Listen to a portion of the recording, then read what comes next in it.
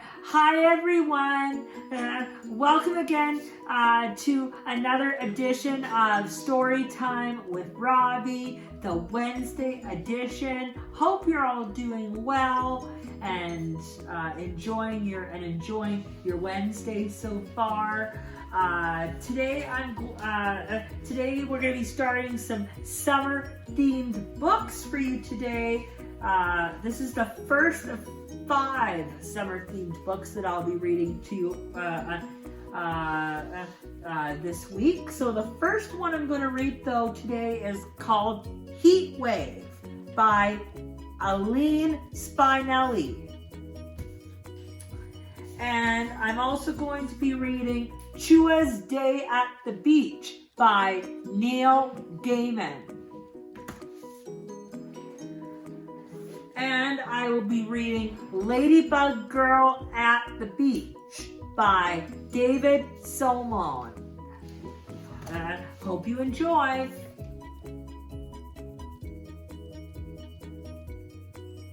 Alrighty, everybody.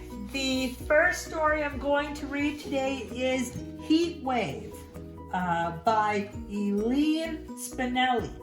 Let's get started.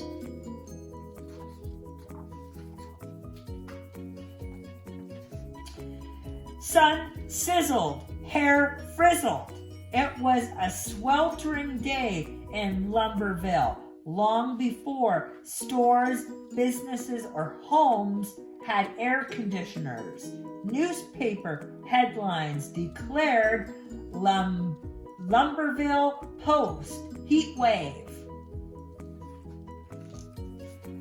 Pastor Duncans shortened his sermon.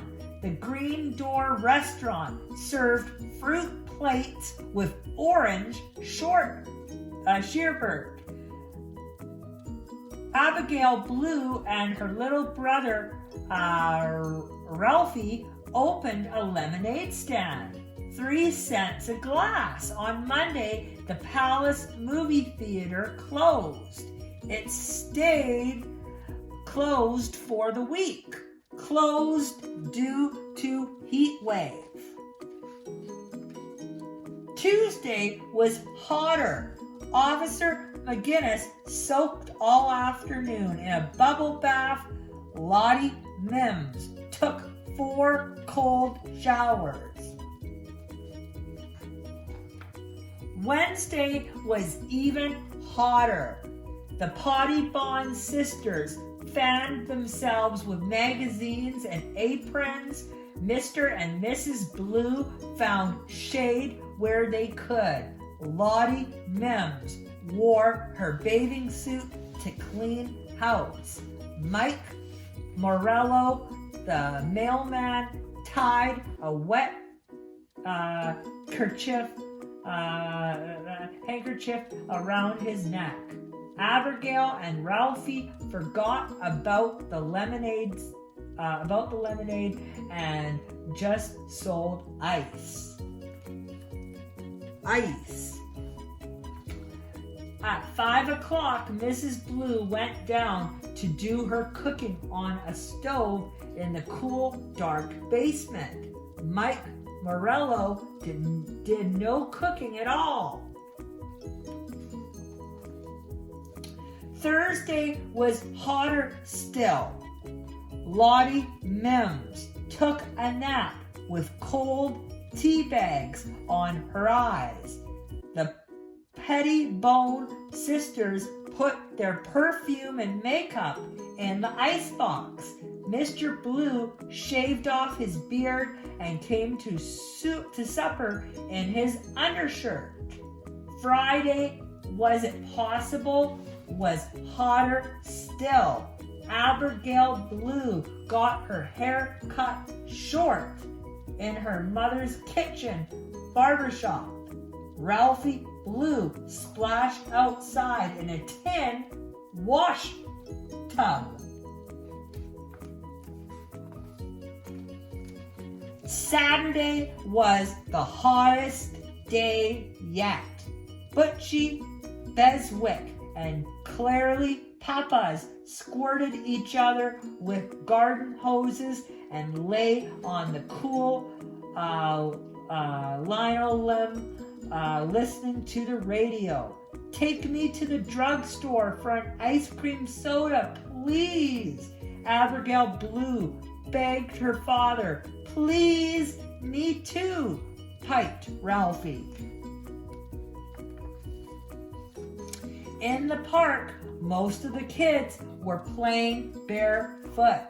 Lottie Mims, Cat Herman dozed under the porch. Mike Morello's dog, Wags, dropped by the screen door, waiting for a breeze. Night fell, but not the temperature. Pastor Denkins took an ice pack to bed. The Pettibone sisters dragged their mattresses to the sleeping porch. Mailman Mike Morello slept on the rooftop. Butchie Beswick slept on the fire escape. Charlie Papas camped out in his backyard. At last, the Blues, Lotto Mims, and Officer McGinnis left their homes all together. They carried pillows and quilts to the riverbank. The mayor of Lumberville passed out popsicles and political flyers. Officer McGinnis played his harmonica. The river whispered, stars twinkled, the moon cast a soft silvery light. Some people fell asleep in their street clothes, some in nightshirts, some in pajamas. Lottie Mims lay very still. Abigail Blue tossed and turned. Ralphie Blue snored. Mr. Blue stuck cotton in his ears. And everyone, whether in a bed or on a rooftop or on a fire escape or in a tent or near the river, everyone had the exact same dream.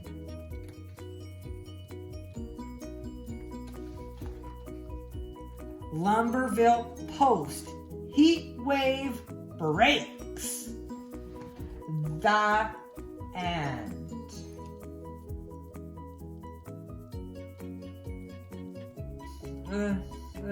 Alrighty, everybody. The second summer story I'm going to read today is Chua's Day at the Beach by Neil Gaiman and Adam Rex.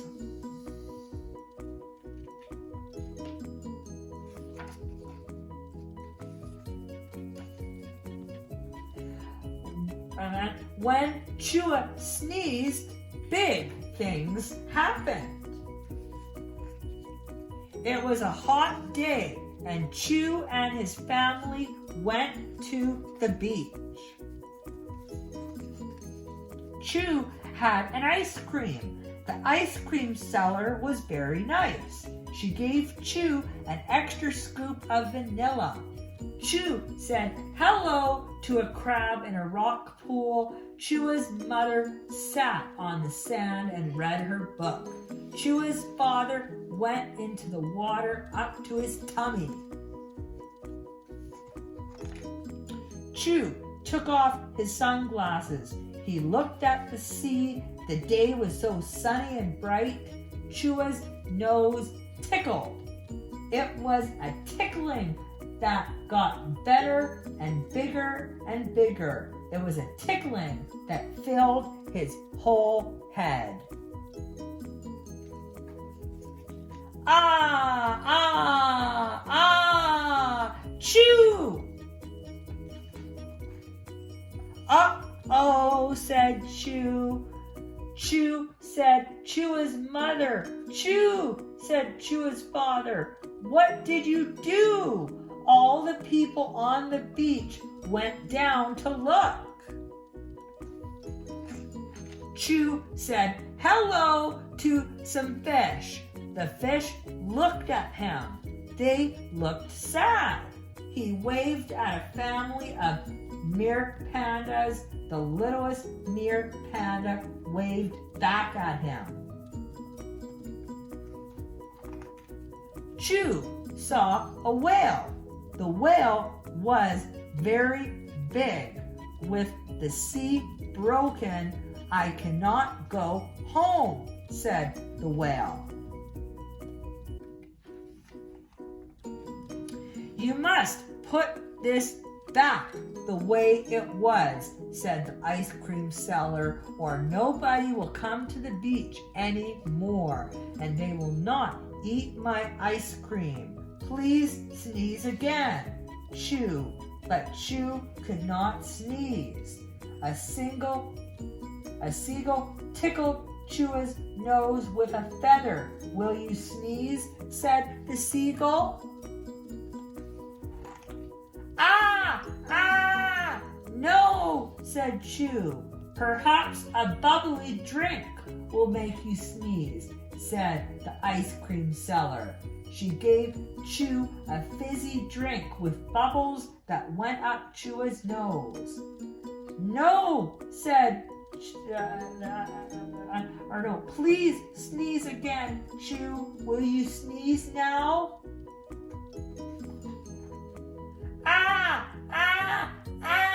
No, said Chew. All of the grown-ups were very sad. Chew will not sneeze. They said, now the sea is broken and we cannot fix it. Then Teeny the snail climbed up to Chew's ear and whispered, sometimes I sneeze when I see the sun. Chew took off his sunglasses. Chew! There, said Chew, everything is just as it was before. The ice cream seller was so pleased she gave Chew another ice cream. In the sea, Chew saw a mere panda just his size. She swam over to him. Sometimes I sneeze too, she said, and then she swam away. Did you have a nice day at the beach? Asked Chew's mother and father. I had the best day at the beach, said Chew, holding his seagull feather. Good night. The end.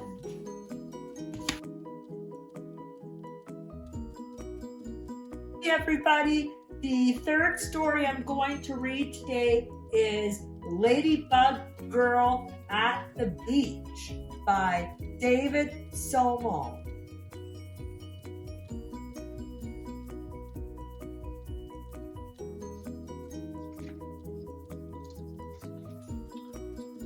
We're finally here, declares Lulu as she jumps out of the car and spreads her wings.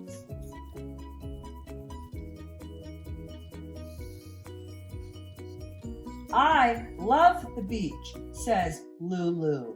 You've never even been to the beach before, replies her big brother.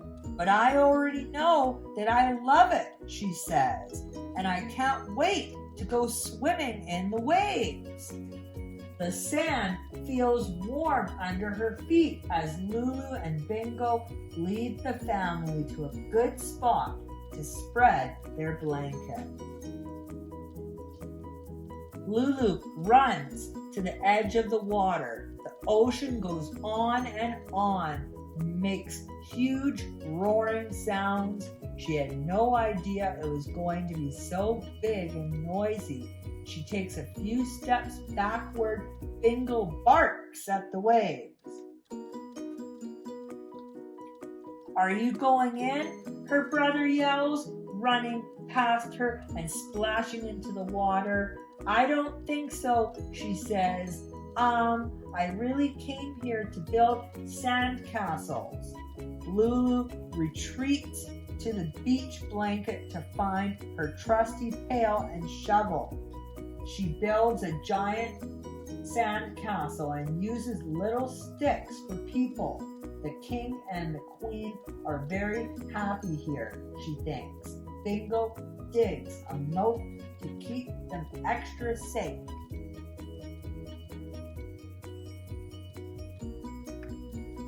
Lulu walks over and sits down next to her mama. She looks out at the ocean, which is glittering with light. She thinks it looks pretty from far away. Do you want to go in the water? Asks Mama. No, Lulu says. I want the kite now. Soon, the kite is darting back and forth in the wind, but Lulu holds on tight.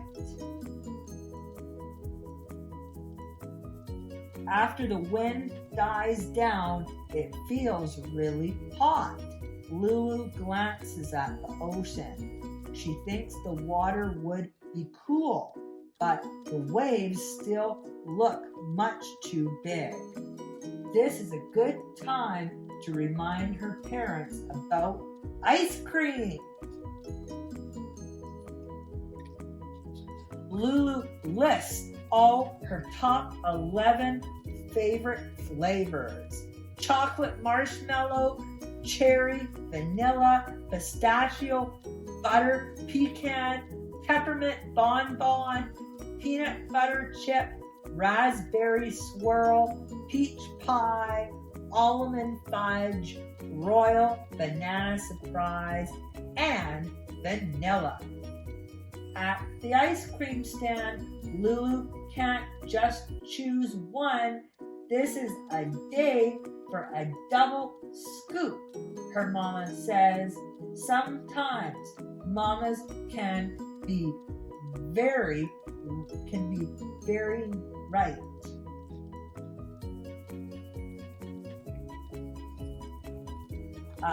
Come on, Bingo, says Lulu after she finishes her ice cream. Let's take a walk down the beach. They find a long piece of driftwood. Lulu writes loopy L's in the sand and draws pictures of Bingo. He's the perfect subject and stays really still. It is very hot.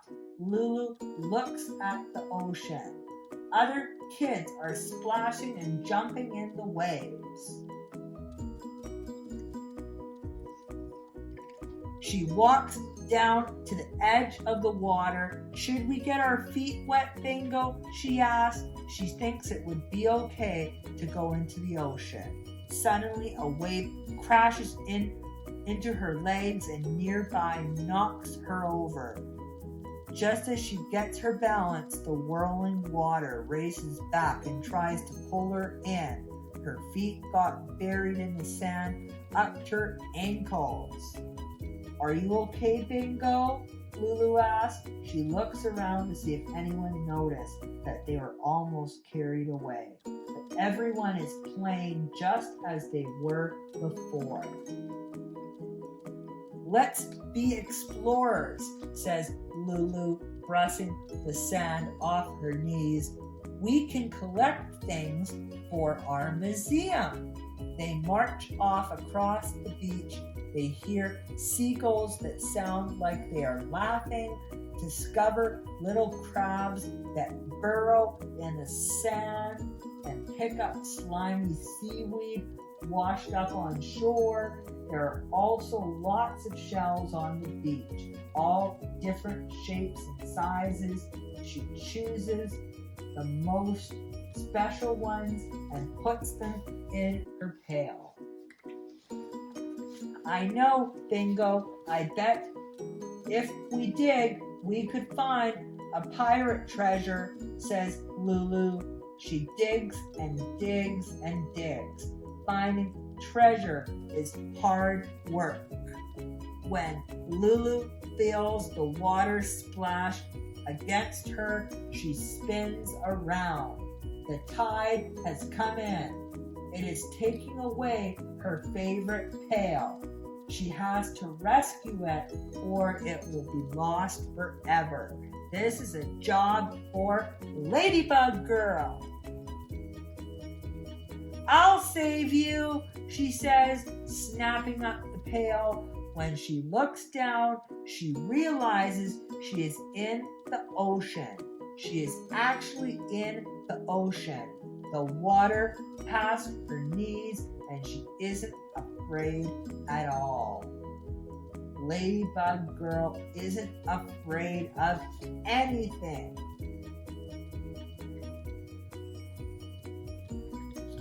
For the rest of the long afternoon, Ladybug Girl and Bingo splash in the water and run on the beach, daring the waves to catch them. You can't get me, waves. I'm Ladybug Girl.